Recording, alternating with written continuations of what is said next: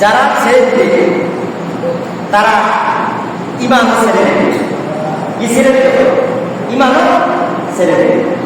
যে নামাজ ছেড়ে ছাড়লো সে ইমানও ছাড়াবে। যার মধ্যে নামাজ পড়ে তার মধ্যে কি নাই? ইমান। খুব সুন্দরভাবে এই হাদিস থেকে আসলে বোঝার চেষ্টা করো। অনেকে আমরা বলি যে ইমান, নামাজ পড়লে ইমান আছে, এ কথাটা কি সহি? এ কথাটা কি সহি কথা? না, সহি কথা না, শুদ্ধ নয়। এ কথাটা অশুদ্ধ, এ কথাটা শুদ্ধ।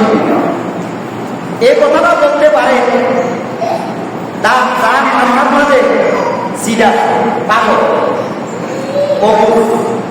ব্যাকল, আকল।